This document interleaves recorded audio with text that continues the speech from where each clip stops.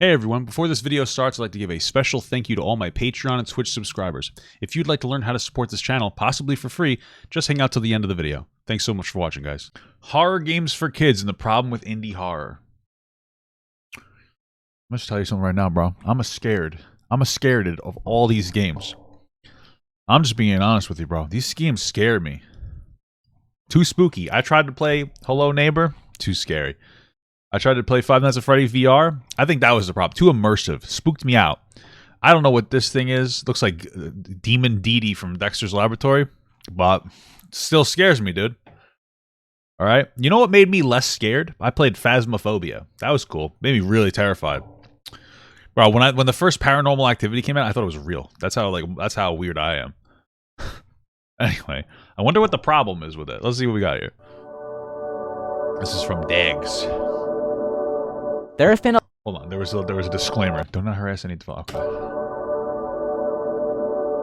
There have been a lot of trends associated with the gaming medium throughout the almost 70 years of the form of entertainment existing. Anything from the boom of platformers in the mid-80s to early 90s, to something just as recent as... You know what's weird? I remember watching, I think it was a Game Theory video, and they talked about how, like, technically, Sonic was slower than Mario. But they make it look faster because of like some fucking way that they manipulate the camera. I was weird.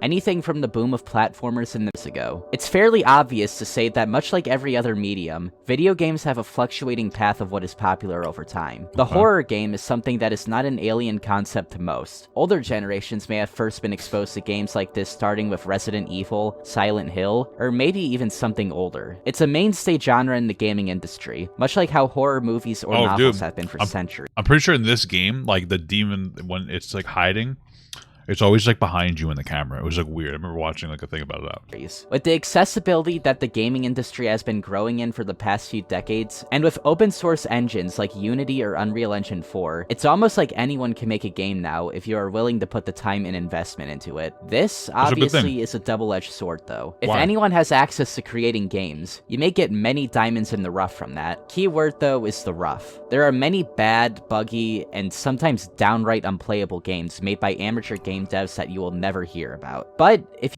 That's true. I mean, I know that, like, I think the PlayStation Store does this worse than anybody else, is that they flood their store with a bunch of, like, indie games, and they don't really categorize it as, like, indie versus, like, AAA and stuff, and it can be a bit difficult to go through the sea of games to find, like, the diamond in the rough.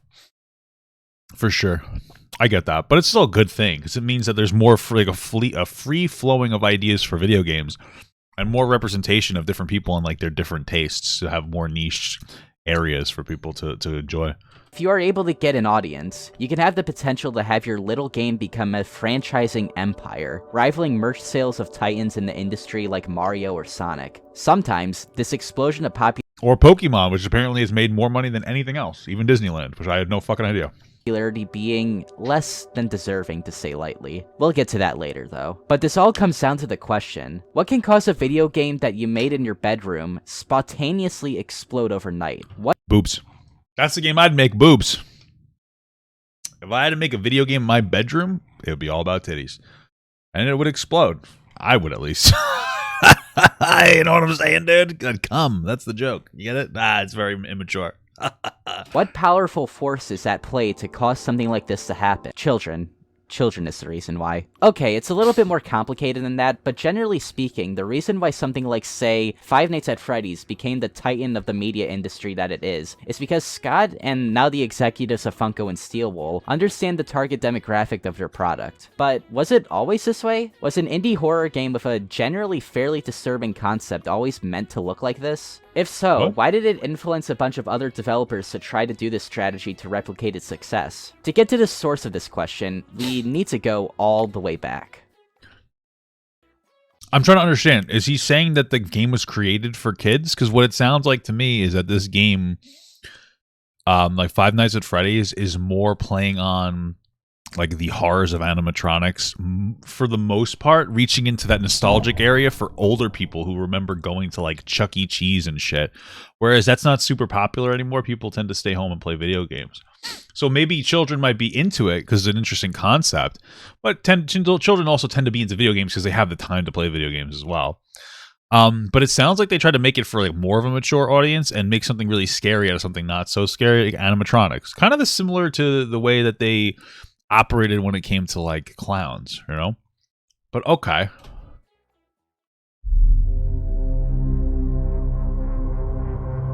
Alright, I feel we do something like this every other video on my channel, so I'll make this very brief. The history of FNAF is something that none of us need to tread on for that long. The only thing that we need to keep in our thoughts when discussing this time period is the unprecedented overnight virality the series got. Now, I think when discussing this phenomenon, we need to address that FNAF isn't the first one to have something like this happen. It's not even the first indie horror game to blow up like this. But what set FNAF apart from the crowd at the time, I think boils down to 3 key factors. Factor number 1.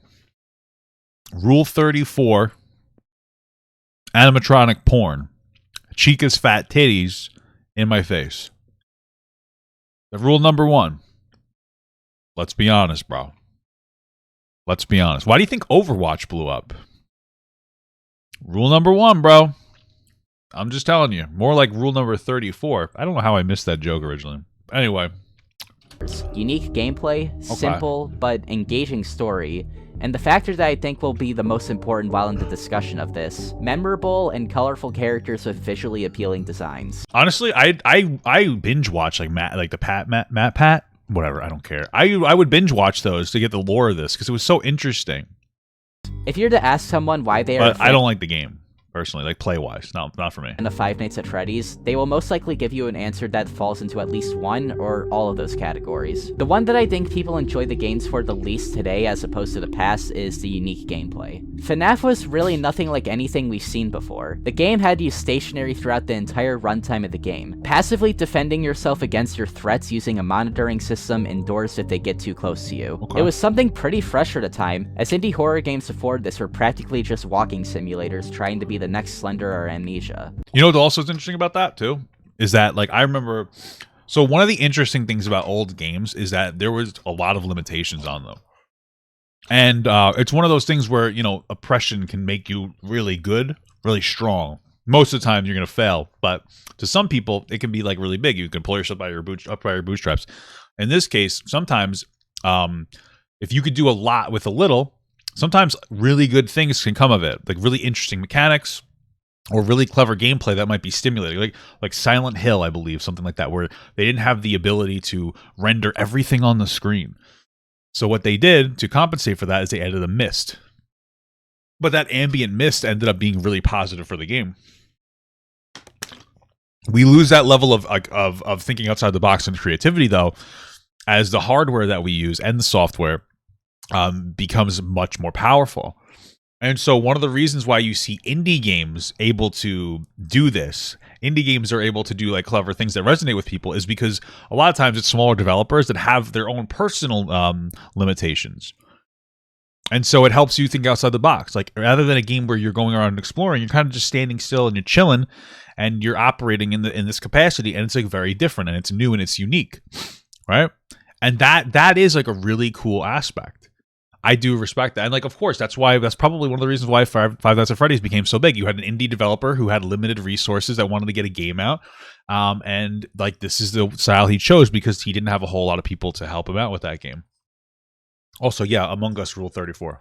Ironically, a pattern that we'll see repeated again soon. FNAF was simple, it was scary, and it was also engaging with the backstory and world that it was trying to build. And we would start to get more of that in the second installment. This is where the idea of having big lore in your game seemingly started to become enticing to a lot of devs. FNAF was basically keeping the same formula alive almost completely off of its interesting story. That's why we really didn't see a lot of questions about the game's repetition until the third installment.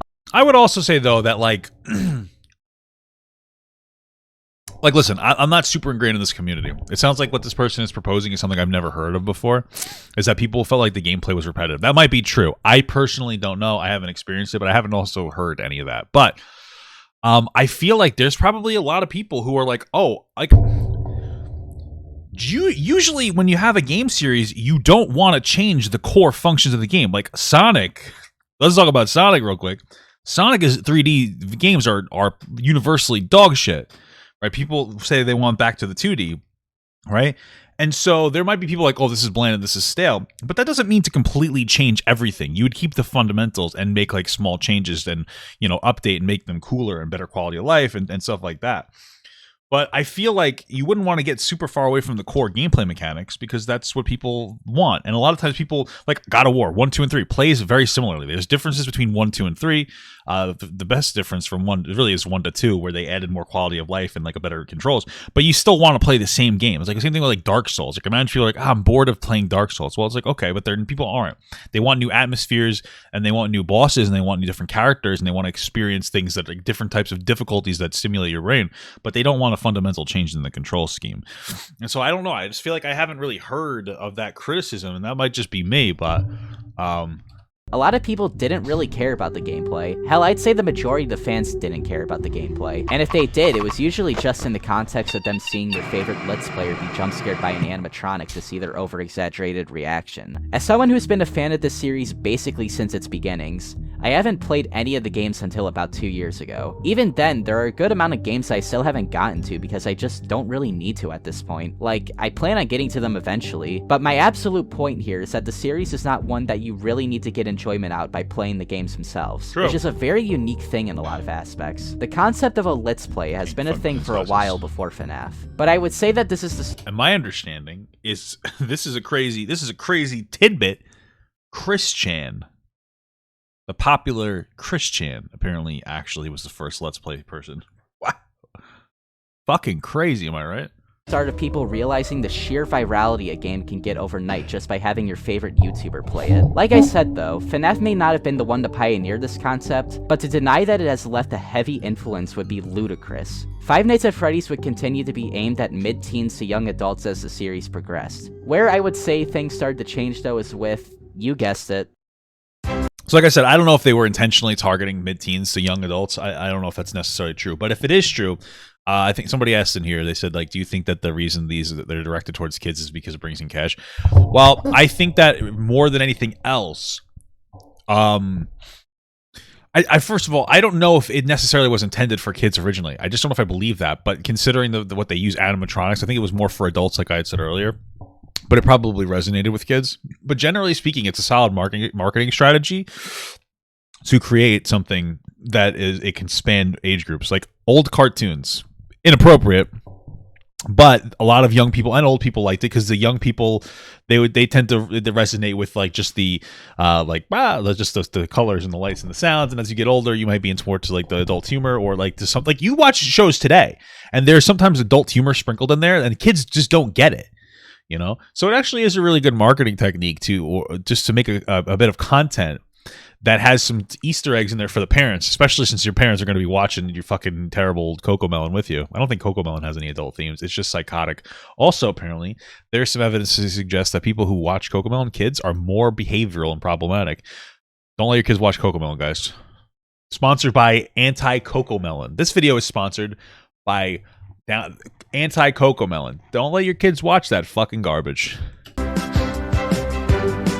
Wow, this is cool. I think FNAF World generally isn't as awful as a lot of people say it is. The fact that Scott took time to fix the glaring issues the first version had was pretty great, and I genuinely can respect him more for that. But come on, look at it. This is obviously made at a time where Scott tried to get away with making something quick for his audience. He even said in his own words that he thought the fanbase would love it despite it having glaring flaws. Oh, okay. Well, I don't know, maybe, not for nothing. Listen, again, I don't know, I'm speculating, but it seems like maybe he just made that because he's like, oh, I want to branch out into like the RPG genre. I have more resources now, and I'd like to do a fun, cool thing with FNAF as RPG.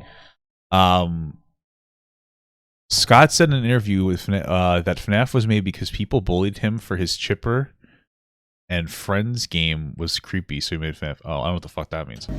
So how would you treat the game now as an experience? Like, have you learned anything making this game? Oh yeah. I learned a lot. That's probably the least valuable game I've ever made as far as profit is concerned. Mm-hmm. But it's also the single most valuable game out of the entire franchise.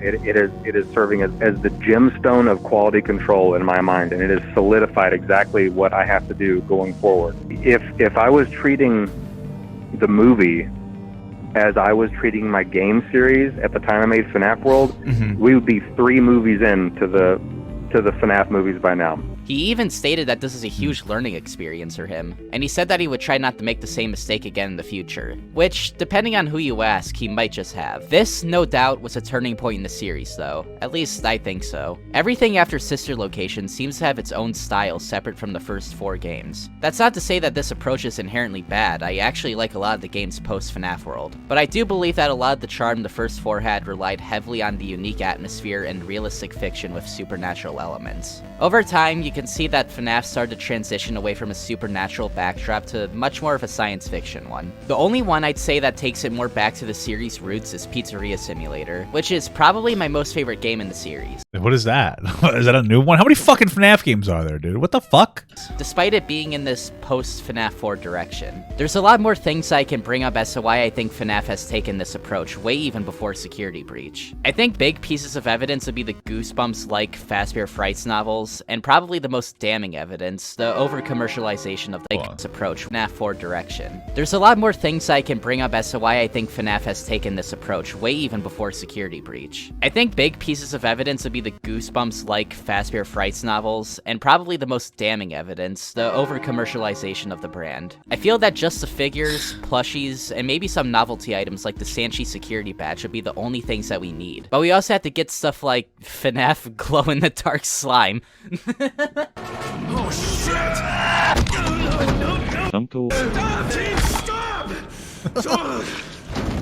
You know what? You want to know what though? In all honesty, I just want to say this: is I don't give a shit about that. You know what's so annoying nowadays? This is something that I've noticed a trend of, is that they'll make toys for movies or video games that weren't even released yet, and they will release them. Funko does it. I think Dune, or I think that was called, had that. They will overly commercialize it before it even comes out. Like there's a game for the mobile phone called Disney Mirrorverse. I want to play it. It's not out yet, but they have fucking toys out for it. It's really bizarre. Whereas, like, I can respect this is that, like, FNAF blew up and then they created toys for it because people wanted toys for it. You know what I'm saying? I don't mind there's a lot of toys. Just don't buy them. You literally can just do that. But it is really annoying. Yeah, the characters in Mirrorverse look really fucking cool. Like, I have, like, Sully and Mickey Mouse toy. I don't know, my wife got them for me. It's cool, though. I want to play the game. Not out yet. There are all these development issues. Why the fuck are you doing contracts for toys for a game that's not out yet? You know, at least FNAF, like, deserves to, people want to buy it. They like the brand, and it's a proven brand. They have a good story and shit, so people are enjoying it. That's totally fine. You know what I mean? I don't really have a criticism with all the toys. Who gives a shit? FNAF slime. This is probably my biggest problem with the series starting to cater towards its younger audience. Funko, the leading manufacturer of the FNAF license, takes little to no care of the brand, despite it being their literal most profitable license they currently have. Well, why is that for kids, though? Funko, I feel like a lot of it, I don't know. I have a ton of Funko Pops. I feel like that's an adult thing, too, like collectible Funkos. I feel like, if anything, I'm not saying it's not for kids or that kids don't like it, but Funkos are a very adult approach on things because you don't play with Funko Pops. They just are on display. Usually, kids aren't super big on fucking collectible toys, you know? I'm just saying, I feel like Funkos, it's one of those things, again, where it like crosses into like, yeah, it's something that children might like, but most people, Funkos are supposed to be like a fun collectible type of a figure. So, Funkos are the worst figures you can buy, probably, but I like them. I think they're kind of cool. Although I've been gravitating towards Squishmallows. So, I'm just saying, I don't know if it's necessarily I mean, I'm not saying kids don't like it, but I feel like it's more of an adult spin. Anything from the lazy merch like the slime that I brought up earlier to the blatant half-assed attempts that were the Security Breach action figures. The worst and laziest offender I would say are the recolors though, and with announcements of even more of them coming sometime in the next few months, it's safe to say that these waves unfortunately won't stop anytime soon. I think that one criticism that you could make that would be pretty reasonable is if they're making new FNAF games specifically to make new toys. Do Funkos taste good? Sure. Taste great. That would be a problem. Like, if you can establish that, like, oh, one of the problems I have is that they're making so many toys, but you could tell that he's only making new Five Nights at Freddy's for the action figures. But it seems like he just loves shitposting Five Nights at Freddy's. You know what I mean? Like, you know what I'm saying? Like, I ship those YouTube content. There's the same way that Scott Cawthon I don't know. I don't know how to say it exactly. Shit posts video games. You know what I mean? So I don't know if how you could hard establish that. Hey, I'll give Funko one thing, though. They have 2 new alleged statues coming out of Classic Foxy and Lefty. This right here is the stuff that I wish they would make more of and that I would genuinely buy. Not this. Whoa, Although I could cool. rant about the direction Five Nights at Freddy's has taken in the past 4 years, we can come back to it later. For now, we need to discuss the absolute bombshell that's left on the indie world, and subsequently, how the mainstream horror game kind of lost its integrity. Now, don't get me wrong, we still have our things like our Resident Evils in the AAA world, but sadly, the smaller scale games seem to start riding off the success that FNAF had started. The only indie horror game that got a good amount of success that I feel has gone against this path in recent memory was like Amori of last year. Even that took a lot of inspiration from the past too, though. But honestly, that should be saved for its own video one day. I don't want to sound like taking inspiration off of something is inherently bad, though. There have been some amazing FNAF fan games that completely derive off their original formula, as well as things that are more original. The point that I want to start getting across, though, is that a lot of the examples I'm about to bring up were the opposite of inspired, or at least started to become uninspired over time. And I feel like we need to start with the game that was first to try and replicate FNAF's success, at least later in its life.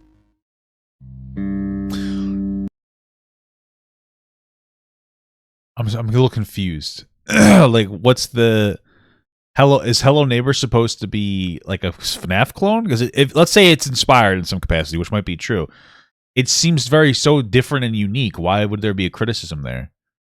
Like, I understand like the literal imitation games, you know, like your RC Colas, Coca-Cola. You know what I mean? But this doesn't. I mean, maybe it is inspired in some capacity, but like, in what it does, it seems it's its own game. Okay, let's see what he has to say. I'm a little confused. Ever since the beginning, I feel Hello Neighbor was trying to become that next viral game. Now, I won't even say that this is necessarily a bad thing. The publicity can lead to a lot more money for you to fund your projects that you may be genuinely passionate for, and I completely understand that. The game had a very unique but simple premise, on top of its very Tim Burton-esque aesthetic, which I want to personally believe was meant to be authentic and not just to be visually appealing to kids at the beginning. As time went on, though, you could start to see less and less of a focus on the original concept in favor of pointless lore, novels, merchandise, spin-off games, whatever the fuck this is. Sounds familiar, doesn't it? So that might be a reasonable criticism. That, like, see what I was saying before, it's like, okay, if you can establish that a game is just, if a game or if any type of media just exists to like basically franchise it, then yeah, that's a good criticism, because now they're just trying to milk their product, and it's a soulless dead product that doesn't really matter. That could be a decent criticism. And like, hell, like, I get that. It's like to just overcomplicate your lore just so that you can make some like lore books and you can continuously like pull out. What tweets are you talking about? Spin-off games, whatever the fuck this Oh. is. Oh, it's all like, I think Pat will enjoy this, blah, blah, blah, blah, blah.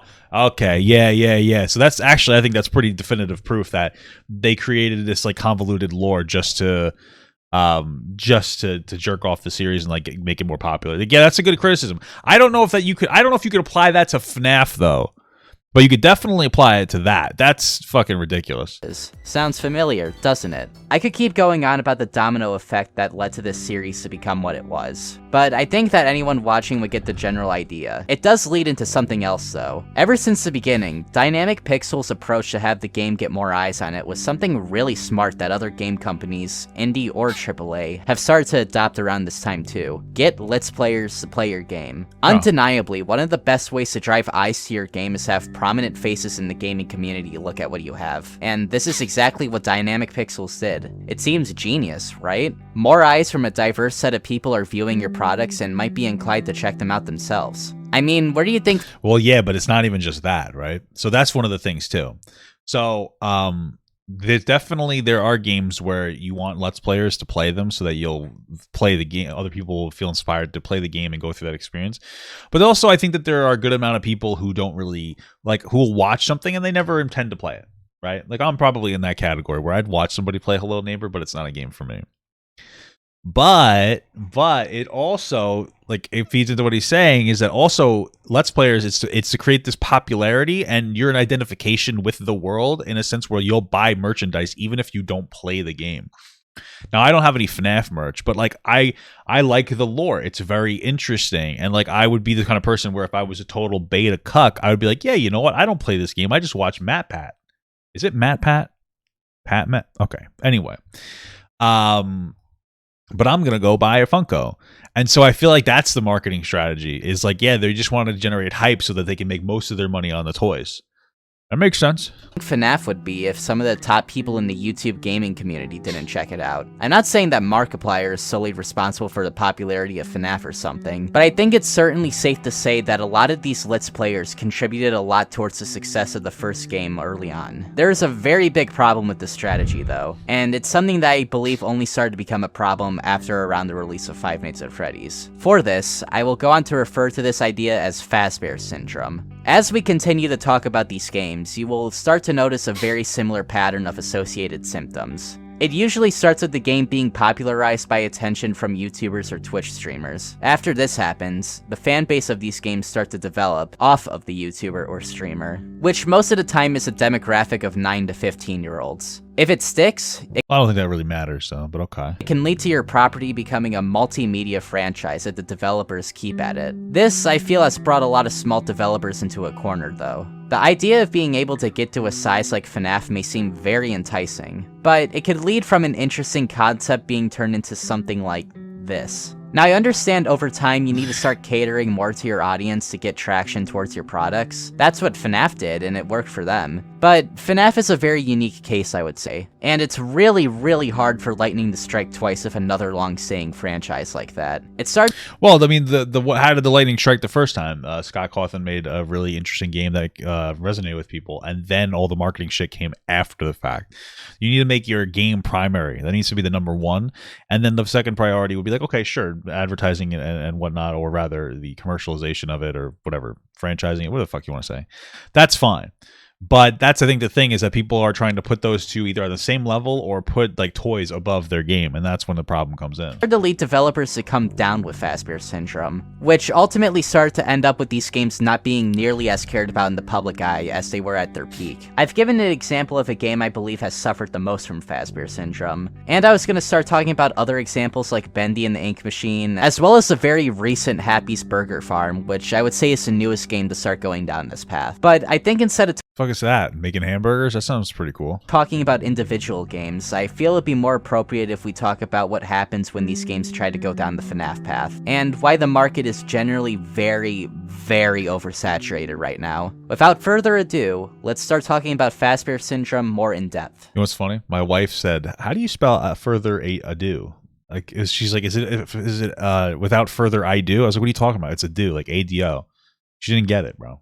I don't know. It's just a weird, funny moment that I have with my wife. She's so smart, but sometimes she's just so sussy. You know what I mean? Five Nights at Freddy's is a more modernized and long-staying version of the idea that copying the Slender formula may lead to success for certain developers. Just instead of walking simulators, we now have a formula of these viral games catering to younger audiences. I think it's ADO. I looked it up. Let me look it up. Without further ado. ADO. Yeah, it's not. I don't think it's ado like that. I mean, maybe that's right as well. Maybe this is the American version of it. Without further delay. Without all the fucking fuss. Oh shit! There's an ado This is a whole theory in itself. Ado versus ado. I don't care enough. Let's go. But the Slender formula died almost as soon as FNAF released, and has definitely lasted a lot longer as well. I already went in depth on how Let's Players finding your games is probably the best instant success thing to happen to your game, so I won't tread on that one again. I feel you already get the point of how it can affect the franchise externally. It's no surprise that these games would go on to become heavily commercialized, especially towards its general audience of kids. We already know that children become a dependent force in keeping these games alive, but what else has been associated with this horror games for kids phenomenon? And how can it affect the internal aspects of a game such as its story and, well, gameplay? The impact that FNAF has... A T-Pose fucking sent me. left on other games' stories will be easier to explain, so I will start there. Five Nights is famous for its convoluted plot and major lore presence. Even if you don't know anything about the lore, you know that it can be very confusing at some points. That's the true. story of Fnaf, as inconsistent as it may be, is definitely one of the most important aspects of the entire series. That's what makes it so cool, because there's just so many wrong things about the lore where it gets itself tripped up on and shit. It's fucking crazy, dude. I would wager and say that most fans of the games are mainly into it because of the story. It's a very integral and powerful part on what makes the series what it is. When this formula is seen by other developers, cramming any piece of lore into your game seems like a no-brainer for long-term success. If you're lucky enough, you may get the blessing of the gods that is a game theory video on your story, but it isn't always like this. As we already saw before, we could see that Dynamic Pixels was, well, more than desperate to say the least to have its lore still stay relevant. Damn, only one like? Shit. Fucking wrecked, bro. I think it's obvious that all of the Five Nights at Freddy's storyline was not predetermined by the first game. By the way, so what a weird concept. Closing the door uses electricity on the door. Like, imagine you had like a cheat code in the game where everything operated like real life. Like, you just closed the door and it didn't require any electricity to close it. Fucking FNAF would be a much better experience. Because, I mean, maybe it wouldn't be a better. It would be better if it was real. It'd be better. But then also, why the fuck do you need security guard? Let him walk around at night. You don't need a dude in there hanging out. What did you do? Like, really think about this. What the fuck do you do in FNAF? You don't make sure that you don't make sure that anybody breaks in or something. You just fucking sit there while they try to murder you. Why do you need that? Why do you need to do that? There doesn't need to be anybody in there. That person's not going to stop you. That person's not going to try to stop the animatronics from, like, jizzing all over the place or anything. So you want a security guard, put them outside. Make sure they don't break out. Boom. That's all you have to do. We put the security guard outside in a car. Drives around the lot, make sure that the animatronics don't leave. That's it. Put a moat around your thing so that if the robots leave, they get drowned. You don't make bank. The guy who gets paid like minimum wage. Get the fuck out of here, bro. The lore doesn't make sense. It starts there. Starts right there. But like I said earlier about the lightning striking twice mentality, things like this really only happen once. Sure, your game may have some overnight popularity that you may be able to milk up to at least, like, 3 years, but after that, your game will fade away from the public eye and fall into a downward spiral of irrelevancy. Once again, we will use Hello Neighbor for an example. The premise of Hello Neighbor was very simple. Your neighbor has something hidden in the basement that he doesn't want you to see, find out what it is. This seems like really the only thing the game needed. Maybe there could be some secrets and Easter eggs to further some sort of plot, but honestly, I think the game could have lived just off this concept alone. But obviously the developers wanted to replicate what was popular at the time. The story of Hello Neighbor is way too complicated with too many weird ideas that are very poorly explained. I know in that sense it may sound like it perfectly replicated what it was trying to I mean, if it did it well, then I guess there wouldn't be much to criticize. Isn't there something to do with he, like, killed his kid or something? Or the kid got cancer or the mom got cancer? I don't fucking remember. I'll have to watch a lore video on it. copy. But and it seems like many other Also, mind your fucking business, you know? That's what I would do. I'll mind my fucking business. You think I'm going across the street trying to fuck with some psychopath? Nah, dude. others just simply did not care enough to get invested in what this game was trying to tell us. And I think that's a big part to why the longevity of this game lasted so short. Not to mention the game itself was just very poorly made. Story is definitely something very important to whatever The kid bit and killed by a robot? What? The fuck? you're trying to make. I don't blame these developers for trying to make this grandiose story for something that they may be genuinely passionate about, but there are just so many factors to go into that following the FNAF formula isn't necessarily the best thing to do. Another obvious point is that Ghost in my house. FNAF has way more game entries in the series than any of these other games. It took FNAF 6 games and almost 4 years to even conclude the main plot of the entire series. Things like the novelizations are there because the game had a long-lasting effect on pop culture. FNAF was able to earn it in a way that something like Bendy and the Ink Machine or Hello Neighbor just never got the chance to do. It's not that even following this formula again necessarily wouldn't even work. It's just that these developers are finding that their game is garnering meteoric success, so they decide to rush things. And at the end, they end up falling ill to Fazbear syndrome. ultimately jeopardizing the brand in many ways. I know it seems like I'm coming off very harsh with my criticisms of these games, and I don't want it to come off like that. I don't hate these games, and I don't think that all these franchises are quote-unquote dead. In all honesty, I like the concept of a lot of these games. Hello Neighbor has a very good concept of being a puzzle stealth game with a Tim Burton-inspired art style. Bendy is a fun concept that twists the perception of Golden Age animation. Baldi's Basics has a fun The fuck is this? and surrealist concept as a parody of an old 90s edutainment game. All of these games in their own right I feel serve a purpose one way or another, but if taken too fast, you can ultimately cause disinterest for the people that you're trying to target to, which being children in this case. Taking away from your Do we really think they're trying to target children? I just feel like... I also feel like what that criticism just doesn't matter. Like, there's a difference between making the claim that they're just trying to brand and make action figures versus they're trying to target kids. I feel like he means to say they're just getting really caught up in trying to get merchandising deals, and he keeps saying for kids as because it's toys. I think he's conflating toys to kids, which usually makes sense. But I think at the end of the day, this is more of maybe, like, your best argument is like, yes, some of these things are convoluting themselves so that they can sell more toys and they can capture the Five Nights at Freddy's thing. But the whole kids thing, it just doesn't matter.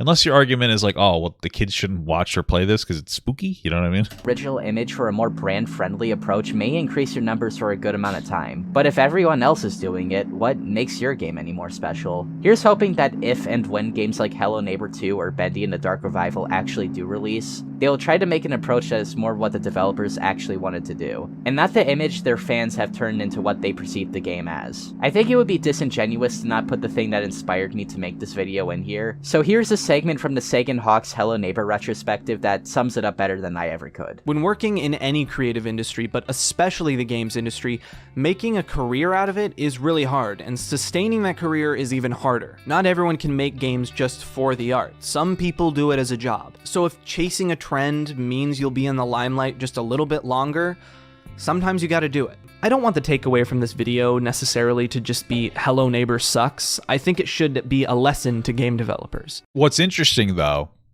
is historically, you'd make a game and you'd be like, oh, it was a good game, and then you would just make a different game. You know what I mean? Rather than trying to create a franchise.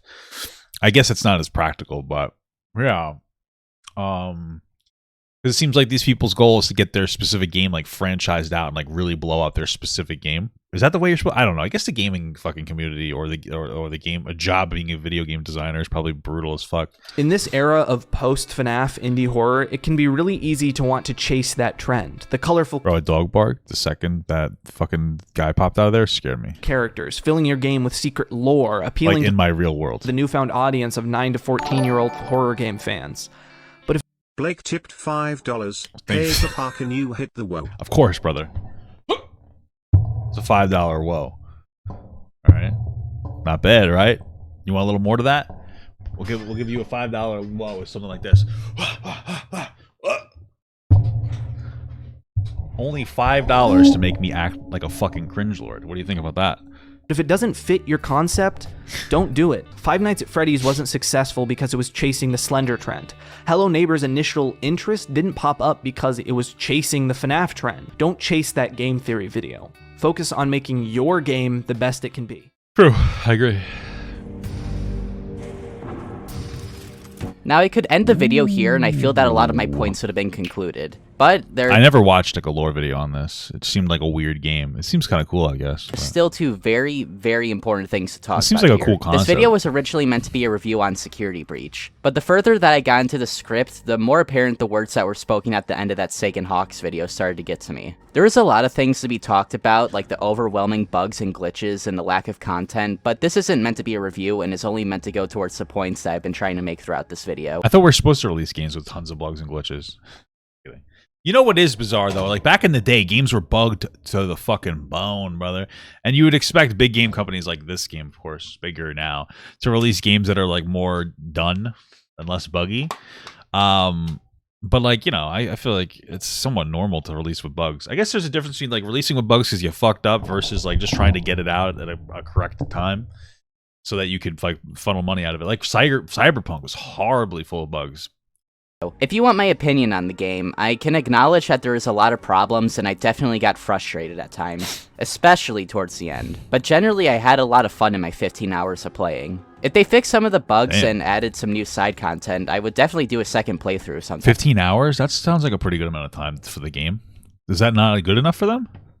Soon. But anyways, obviously from the promotional art and videos, we could tell that the game was going to stoop a lot younger. A bright, albeit very visually appealing environment, and very lifelike characters that can actually speak to you thoroughly. It's a very big contrast to the dingy look of the pizzerias and the uncanny, lifeless feeling of the animatronics. Although in a lot of senses, this aesthetic really works in the game's favor, there were a lot of changes that just didn't make much sense. In the game files, there were a lot of hidden subtitles found where you can see that there's an effort to take away reference to blood and death. For a game series that's entire backbone is built off there being dead children inside of robots, I find it very strange that Scott or Steelwool decided to do this. No matter how certain areas of the fanbase may react, this series unfortunately has gone down the path of being aimed less at 14 to 20-year-olds and more 9 to 13-year-olds.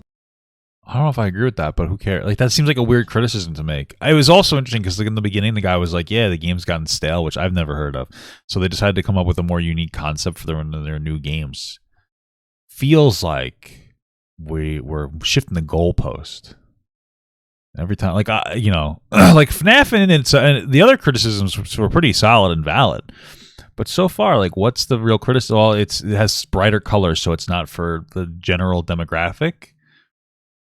I don't know. Maybe it's just a stylistic choice to do something a little bit different and refreshing. You know, you move on from like a Chuck E. Cheese to a fucking Pizza Planet. It's something a little more excitable and energetic, you know? This change has alienated a good portion of the fan base, myself I mean, that's probably true. I can see why people wouldn't like it because it's a big difference, but included. I obviously still love the series though, and I'll probably make a few more videos. I think it's a ballsy move, bro, to move away from your general formula and try an experiment and do something new. Like the RPG game for FNAF, that's a fucking ballsy move, dude. He seems to every once in a while tease at something a little bit different, feel out how his audience likes it, and if they don't like it, he's like, okay, we'll go back to a more original concept. I think that's a ballsy move. Like, to me, that suggests that he's not just trying to milk the money out of the fan base. To me, that suggests that like he's actually trying to make different and unique content. The reality is that like if he just keeps making the same exact games over and over and over again, he'll make lots of money, but the series is going to die because it's not going to change. Everything generally is going to die, but usually like you need to mature your content as you make it. The audience that likes FNAF is obviously going to age up. They're going to probably get a little bit bored of some of the older kind of things. So you have to do fresh ideas. Now you don't have to go this far, but like he decided to go like, hey, let's do an RPG, something very different. Let's do like this game. It seemed like more of like an exploration game. Like let's do something fresh. Like I can applaud that. No, it's about the games and media surrounding these games in the future. But for now, Call of Duty point and click adventure, exactly. After this video, I may see myself taking a little step back from the series, much like how Scott himself has done. There are a lot of people who won't be as forgiving as me, though. Phil Morg, otherwise known as Fiznam Online, has been developing the fan game Five Nights at Freddy's Plus for the good span of a year and a half by now. It's meant to be a remake of the very first game, nerd, and is trying to keep the spirit of the original trilogy alive. Since the release of Security Breach, he has stated that the game has tainted his reputation to the brand to an intense amount, and that he has no intentions of being— Wait, what? Okay, I'm actually curious about what this says.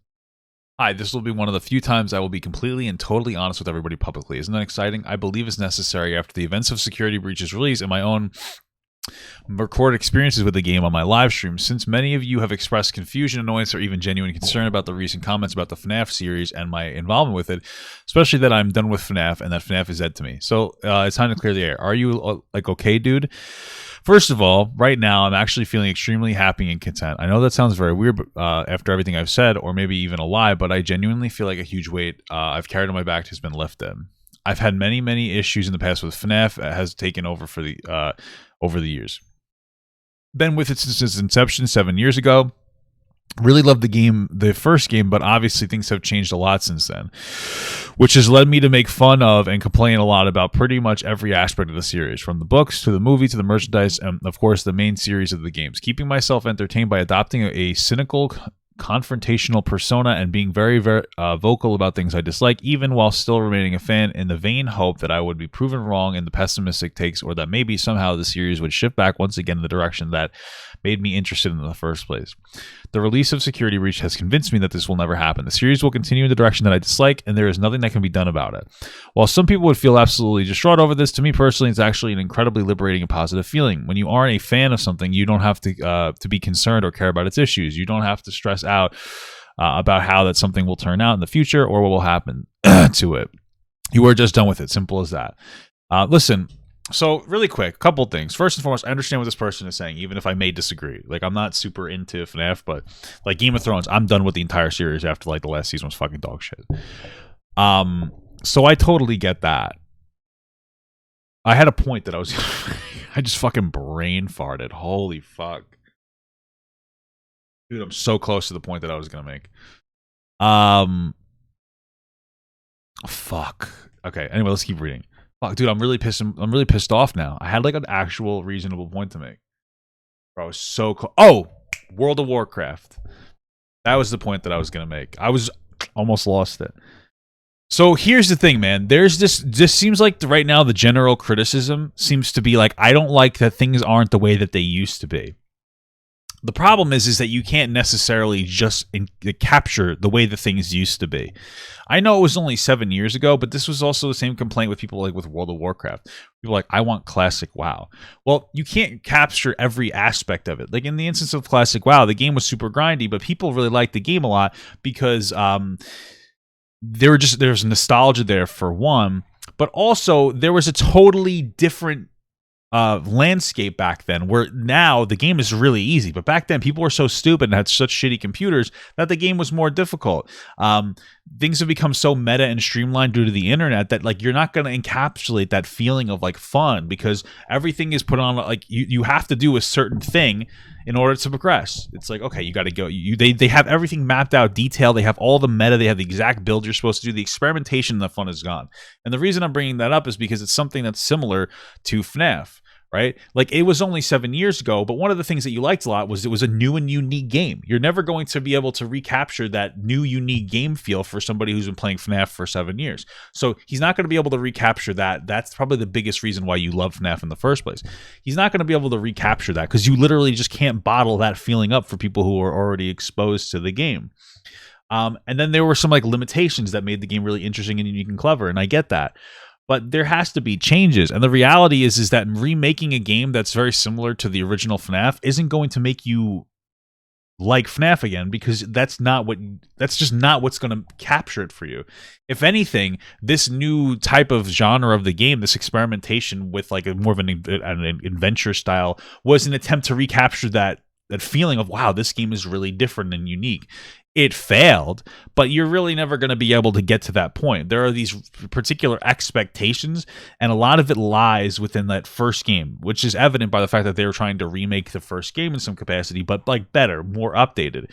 Well, you have like this really big obsession with the first game, which is totally fine, but you're never probably going to be satisfied with it because you have a very particular way that you want to do it. I'm just saying, like, I feel like some of these are like a little unreasonable. But anyway, it's not just one game that made this happen. It's a very large final push preceded by many other mounting issues that most others have probably also experienced these past few years. The painfully slow decline in the quality of the story, the brand almost being associated with NFTs, the controversial practices of the FNAF special delivery by, I don't know what that word is. Scott Cawthon has being canceled, publicly slammed, and officially retiring from the series, and very personally. Yeah, he got canceled for like donating to like conservatives or something. It was so fucking dumb. Jonah Chrome. I may appear to be a tougher cookie than most when it comes to handling these things, but everything has a breaking point, and Security Breach was mine. In a way, I am actually thankful the game turned out the way it did, not because I've always been personally able to, not only because I've always been able to, oh my god, enjoy messing with making fuck, dude. Not only because I've always been personally able to enjoy messing with and making fun of broken games, but also because of how completely and utterly it has disintegrated my investment in the franchise. So now I'm finally at peace. And that is not a bad thing at all. I can't fucking read, bro. I'm old. Did you exaggerate reactions on the in-game stream? For sure, but I mean, that's how theater works. You have to put on a fun dramatic face for the audience and made a playthrough. Okay, do you really have hate security breach? Definitely. Okay, whatever. I don't feel like I need to read the rest of that. I was more interested in like the general one. Part of the community any longer. FNAF Plus is still also I need to stop reading. I need an excuse to not read anymore because I'm a fucking idiot. Development though, so I wouldn't worry about that. He even stated that the release of Security Breach has motivated him more to work even harder to create the game in the image that he and many others thought the series was always meant to be in. But why even bring all this up? One guy isn't representative of the entire fan base, even if he's a very prominent figure in it. If anything, most fans will probably heavily disagree with his take on the formula. But the reason why I point this out is because it highlights one of my most favorite aspects. That's interesting. Hold on. With his take on the formula. He's a very prominent figure in it. If anything, most fans will probably heavily disagree with his take on the formula. Oh, it sounds like most fans received this game positively. But the reason why I point this out is because it highlights one of my most favorite aspects of this entire series. Fan content will always fill a hole for certain people. Although the Fazbear Fanverse initiative seems to have a lot of problems right now, which can maybe make for its own video, it's still one of the coolest things I think has happened to the entire series. Licensed, completely official offshoots of the base canon being made all by people who have very different visions of what the series should be. This diversity and options of what... That's interesting. That's all licensed, so there's a bunch of people making different fan games. That's pretty cool. I mean, that's a big W for Scott Cawthon, I feel like. Kind of tone and story you want from this series, I'd say is only second to comic book characters. That's kind of the thing that makes this series very special. If the fans don't like the direction that it's going in, they can always just take matters into their own hands. This attitude has been a thing ever since the series should have ended at FNAF 3 crowd. I personally disagree with this opinion, but I get what it's trying to say. This is what I can use as the answer of why this series had such a longevity in the public conscious. The community has been a part of this series for over 7 years now. As more long-staying members grew up and more new people entered, the more absolutely talented creators have joined in on contributing to the series in monumental ways. This is what I personally believe is the magic of FNAF, and it's the thing that so many other games have failed to replicate in their plans to imitate it.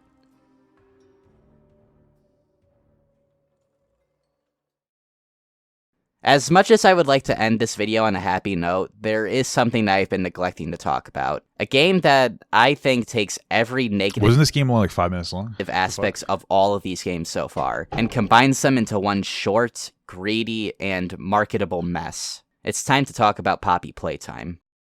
How much money was that game, I wonder? Let's set the record straight right away. I don't like this game, or tech demo I should actually refer to it as. It combines all the worst aspects of all the games I have talked about thus far. Oh, it was only like $5. And if I were to tell you that I only have 32 minutes in this game, you'd probably think I'm making a rash judgment because it's hard to judge a game off of 30 minutes alone. Usually, I would agree with you, but the runtime of this game is 30 minutes. This game runs on a chapter-to-chapter release strategy, which is something Bendy and arguably Hello Neighbor have done in the past. This is obviously a subjective taste, and I'm personally not a fan of episodic games because the quality of certain episodes can be very inconsistent.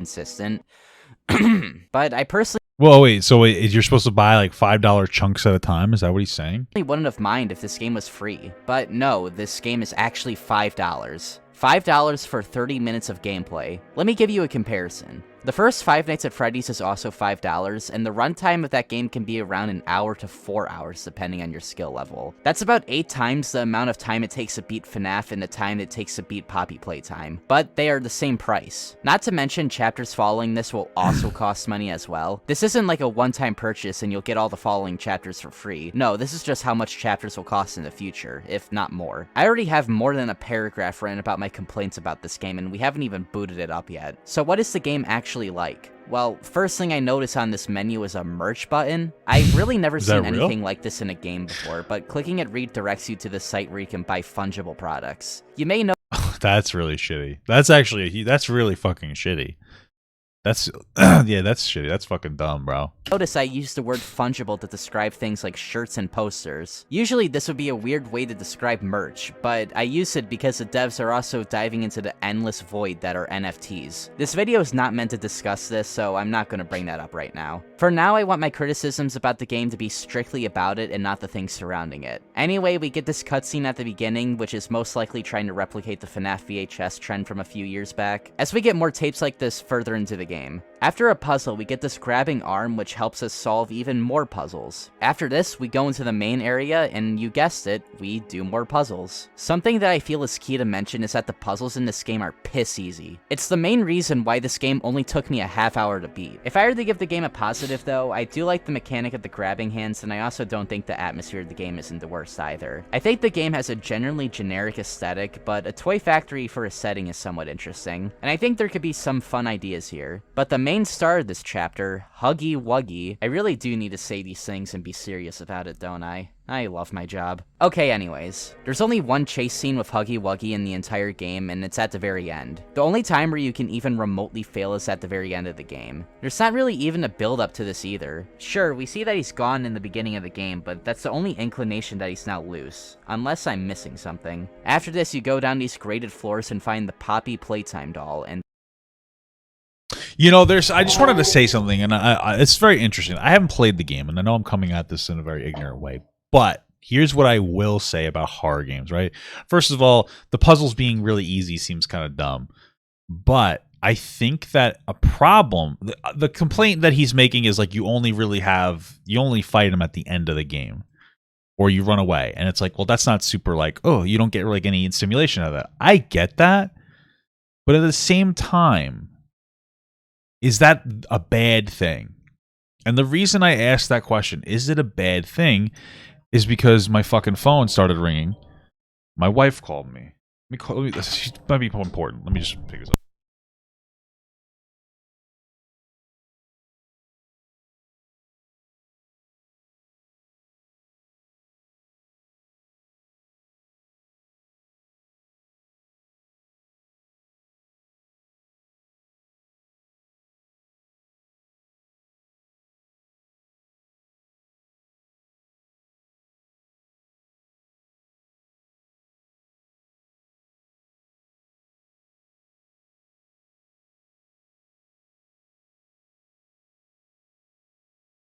Okay, my wife's car won't turn on, so obviously I have to go, but I'm still gonna make the rest of this video, so you could suck it, bitch. I love my wife. Okay, so what I was gonna say here is this. I know that it's a bad, like, I understand the arguments, like, well, you're only really under some kind of a threat at the end. But is that bad of a thing? And the reason I ask that is because what's the point of a horror game? It's to make you feel scared, right?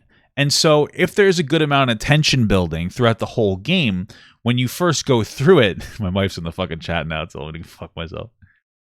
When you first go through the game, if you're getting this increasing feeling of tension that you're going to be attacked at any time because the figure is loose and you see different aspects there, right? Then that builds positively. And since the chase is at the end, that means that you won't die. Because once you die, you kind of lose that tension. You're like, okay, I know what I'm in for. Right? You know what you're in for now. And so, like, maybe... I mean, listen, I haven't played the game, so I could be totally wrong. Maybe there's no fucking tension whatsoever. But maybe their idea was like, let's build tension through like showing that the character is loose, and maybe you see him like run through a vent at some point, and et cetera, and it gets like spooky and scary, and then it all builds up to like you finally are attacked. If you're not aware of you're only attacked at one point, the tension building is probably much more profound. You're like, holy shit, and then all of a sudden it bursts when there's this big chase scene. And then you could use everything that you've learned in the game to like run away and et cetera, et cetera. But if you're dying, or if there's a chase scene and you die more than once, sometimes that can break the tension and make you like, you get relieved, and it's like, okay, well now I know what the dying in this game feels like, so it's not as big of a deal to me. The chapter ends. Remember, this was $5, and I explained it all in 2 paragraphs. Personally, I think Poppy Playtime is the absolute worst out of this horror games for kids trend that has been brewing for the greater half of a decade. A game that I feel has, or had potential, tainted by the worst case of Fazbear syndrome I have seen on any of these games so far. And like I said, this is just the tip of the iceberg. There are so many other things that Mob Games and Enchanted Mob have done, and have been accused of. This is not the place to discuss it though, as of right now at least. But what I can tell you is that these developers and This dude has asthma. Why are you scared of this fucking thing? animators are not passionate about what they are making. It's a AAA mindset with an indie budget. Not to mention the allegations of the entire premise being stolen, and poor workplace conditions. I may or may not do a follow-up talking about the shady things that Enchanted Mob/Mob Games have done in the past, so we'll have to see about that. From what I've seen so far, there seems to be a lot that needs to be discussed. But for now, it seems that this is where I get off. I have been Daggz, and until next time, see ya. Alright, cool video, bro. Alright, I obviously have to go raid. Get the fuck out of here, go. Get my wife. You fucking sussy baka. Thank you so much for watching, guys, and another special shout out to all my Patreon and Twitch subs. If you'd like to support this channel further than you already have by just watching the video alone, go down in the links below where you can sub on my Patreon, which will allow you to get your name on this beautiful black wall. Or you can go to the Twitch page and you can actually use a free Amazon Prime sub, if you have Amazon Prime, to subscribe. Thank you very much, guys. Take care.